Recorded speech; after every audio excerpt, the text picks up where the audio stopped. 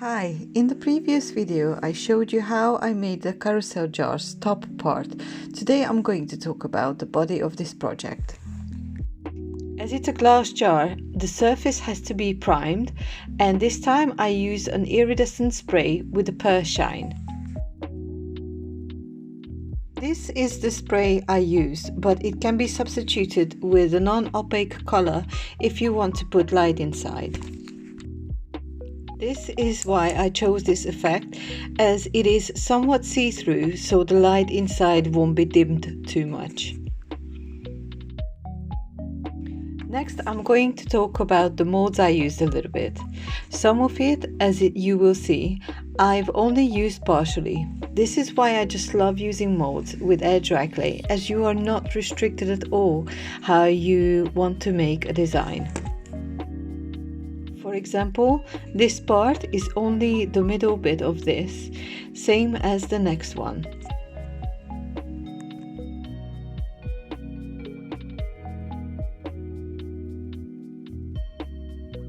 Also, the bottom part I'm changing as I wasn't 100% happy and it can be improved a little bit.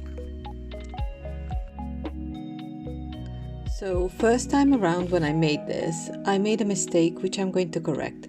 When I put the clay parts here without anything on the back, there were see-through places where the paint didn't cover well and the line shines through a little bit. Also, by adding a layer of clay, I made the body of the jar a little bit bulkier and it looks overall better. This line here is going to be the border on the top and the bottom too, and it will act as a guide for the clay. Now I take a slab of clay and I roll it out to the thickness I need. As it's only just going to block a part of the surface out, I don't need it to be too thick.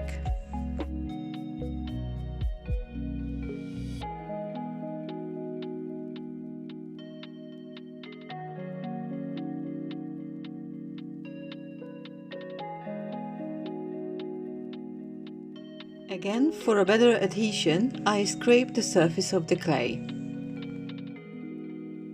Now let's get gluing. As usual, I sped up the process, but the most important part was to get rid of the air bubbles and to smooth the surface.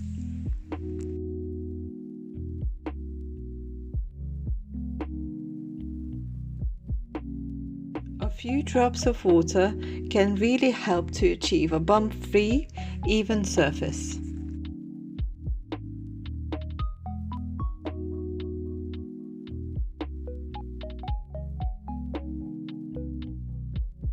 Now I repeat everything with the second part.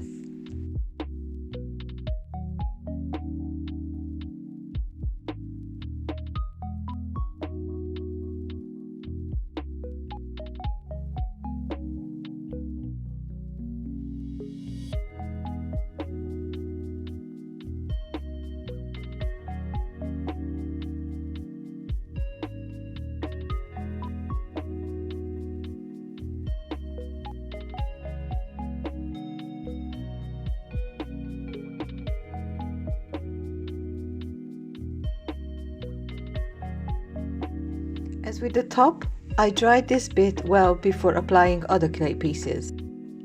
We are going to start with the horses, as the design and the spacing of the top and bottom will depend on them.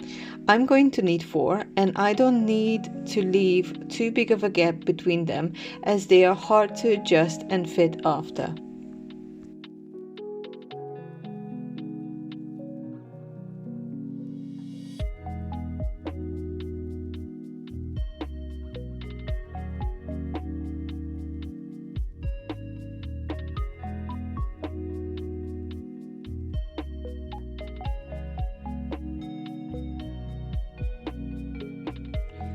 The most important thing to pay attention to is that not to move the clay parts around too much, as the glue can leave residue, which will dry clear but still be somewhat visible.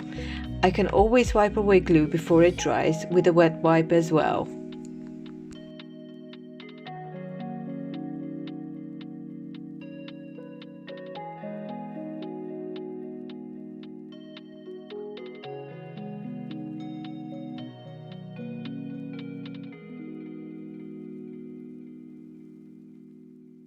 Now let's start the top design.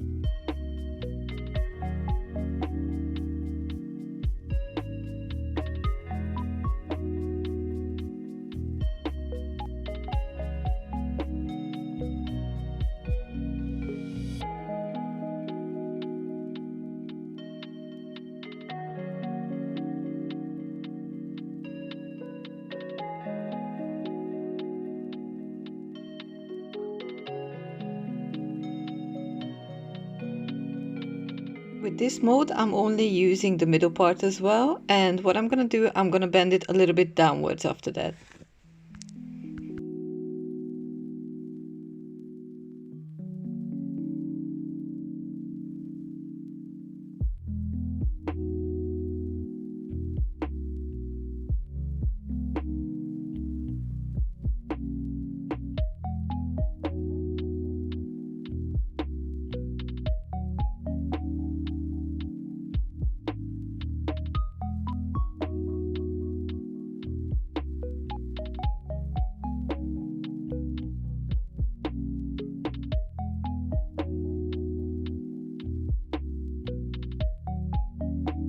The middle bit of this design usually breaks as there's not much clay hold them together, so I glued them separately.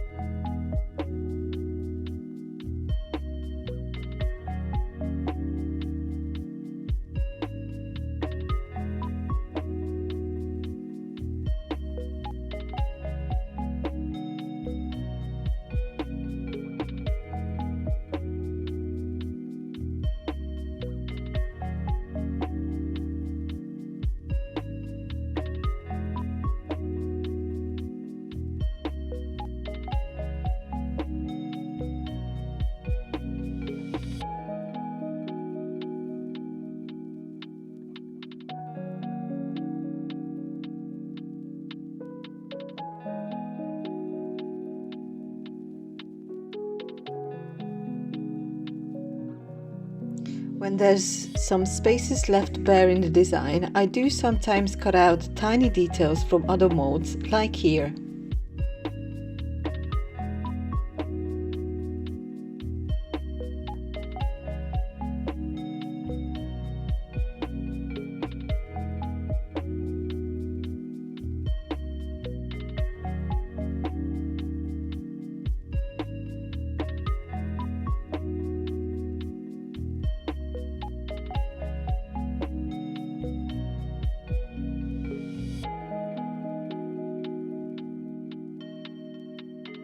body is almost finished, so I'm just going to put the same rope design around, framing the whole pattern.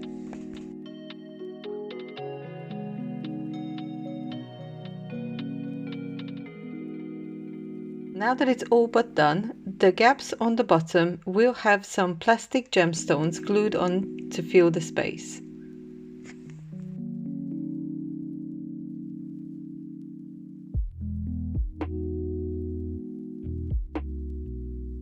And this is how it looks like with all the gemstones attached. The next part is going to be the final one with the painting, so stay tuned. Thank you for watching.